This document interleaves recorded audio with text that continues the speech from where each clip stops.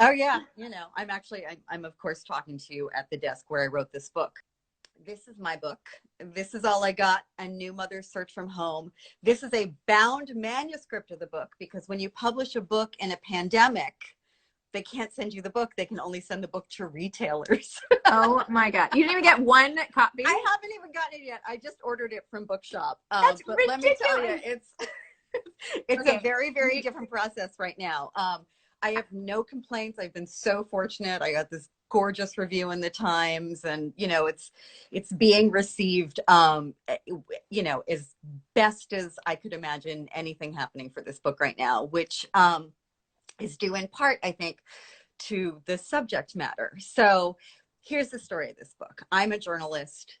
This is nonfiction, but I am a devoted reader of fiction and narrative nonfiction. I mean, narrative character, that's been my meaning, my solace, my everything forever, probably like everyone who's watching right now, and you, Zippy. But I write about inequality, and I write about gender, I write about economic inequality, and I was really I was incredibly upset, as I think many of us were, about the surge of homelessness in New York City.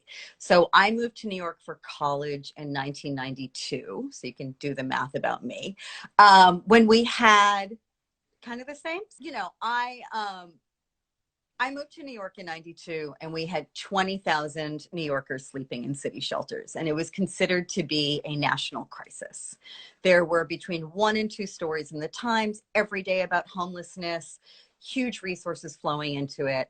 When I started writing this book or reporting it in 2015, we had 70,000 homeless people in the city and 550,000, sorry, over 500,000 homeless Americans, 2.5 million kids who are homeless. And I just felt like, okay, we're not talking about this. And I think we're not talking about it because we're not feeling it. There will be stories about policy and about the enormity of the crisis, about, the data points. And people would read those stories and feel like, oh my God, that's big. But there's nothing I can do about it, or there's nothing I can enter in that experience. And so I did that old school type of immersion journalism where I spent over a year with a young homeless mother who I ended up becoming incredibly close to. And I lived through her life with her. So the book begins with her going into labor in a homeless shelter in Brooklyn, and it follows her through her first year of motherhood.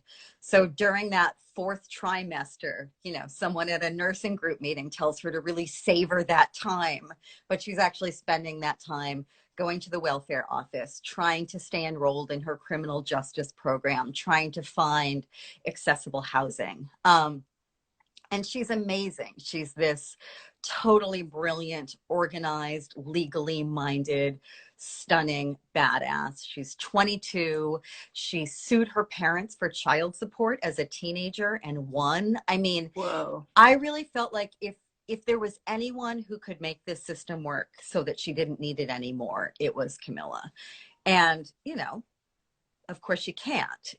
So I don't want that to be a huge spoiler. It's a book which is full of hope and humor and inspiration, as well as just how flattening our system is. And it's a book that suddenly in this moment, of course, is far more relevant than it even was when I was reporting it. So, I wrote this thinking, okay, I want to grab people by the lapels and say, luxury everything is not where it's at. This housing boom is not a boom for everyone. This notion of even our renewed sense of feminism isn't necessarily including everyone. Like, we have a human rights crisis here. And I wanted people to feel that as though they were reading a novel about it, except in this case, every word of it is true. So, obviously times have changed, and now suddenly we're very aware that there is massive inequality that we could have never even prepared for. We have 30 million new unemployment forms that have been filed in the past 6 weeks. The system is completely overwhelmed. And what I have found is that in the best of times, in our unprecedented prosperity, when I was reporting the book, it was already a disaster. And that's when we could have strengthened our safety net. Instead, we shredded it. And now here we are in the worst of times. And I think that the book will really help people understand what so many people are going to be living through now. Not that they weren't already living that by, the millions already, but the millions and millions more it's really scary. It's really scary. It's like so big a problem. It's hard to even like wrap your head around it. Like so many people affected the every day in the newspaper. It's just like, it's like unthinkable how we're going to get out of this. How are we going to fix it? How is it going to get better? I don't know. This is like one of those hopelessness, anxiety spirals I find myself in. I hear you. Right? Hear you. But I also wonder if it's a moment in which all of us sitting at home can like read and be thoughtful and have a moment in which we think, okay, what do we want to do next? Right? Yep. Because going back to how it was, A, isn't an option, and B, isn't a solution. Right. So can we find some advantage from this horrible, horrible crisis to reset a little bit and to say, okay, we need to rethink how we approach these things. So true. So what are you going to do? Like, like, what do you got? Like solution wise, what have I Yeah. got? Like you said, we should all sit at home and think about, how can we help and all of this. And I'm joking in part, like obviously one person, two people can't do that much, but I don't know. It has, have you shifted gears at all at home of in any front of how you want to accomplish anything related to this? Launching a book is like I have a kid at home and like a husband who's out covering this all the time. Oh my gosh. It's been a pretty intense month. We all were sick. I have an essay coming up in the Paris Review, hopefully today, about what it's been like to publish a book with coronavirus during coronavirus. Oh, I didn't know you had coronavirus. I'm so sorry. Oh, but we avoided the ER. We're all alive. I feel like, Zibby, maybe you have too, and you don't even know it. It's this crazy moment. But, I have gotten a lot, in addition to keeping my kids sane and, homeschooled, which, a quickly maturing 12-year-old in crisis. You've been there probably. I have two almost 13-year-olds, a 6-year-old and a 5-year-old. So. So it's intense, right? It's intense. So I've been very active writing essays related to the book, writing essays related to our collapsed social service system, keeping the kid okay.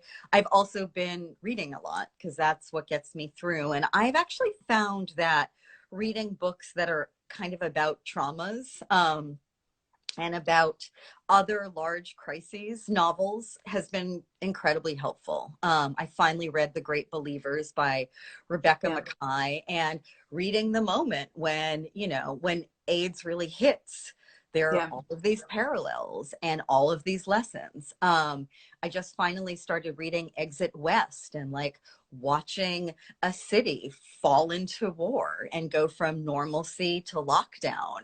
It really feels like something to read that right now. Yeah. And in terms of this book, Alex Kotlowitz reviewed it, who's one of my total heroes. He wrote a book called There Are No Children Here, which really showed me that this sort of writing was possible. And he kicked off the review saying, I have to admit, reading a book about homelessness in this moment was not something I was that excited about. And yet I found all of this solace in this story. It's also really valuable to read about traumas and to read about things that we can be thinking about moving forward. And I'm hoping that that is something that my book can invite people to do. Well, your book is so important and so fantastically timed, and just how great to shine a light on a story that would have just been lost. And it's obviously representative of so much more and such important issues. So congratulations. And Thank it's you. really exciting. So and by the way, when I said, I hope I was joking before, I know you're doing like a tremendous amount of stuff. Oh, no. I Okay, I gotcha. was just playing. I'm like, I hope she didn't think I meant that. You're No, like I thought it was a launching a butt. genuine So, question. I'm fascinated by what people are doing right now. yeah, yeah. But we all know Okay. what you're doing, and we're grateful for it. Thank Oh, you. thank you. Okay, have a great day. Thanks.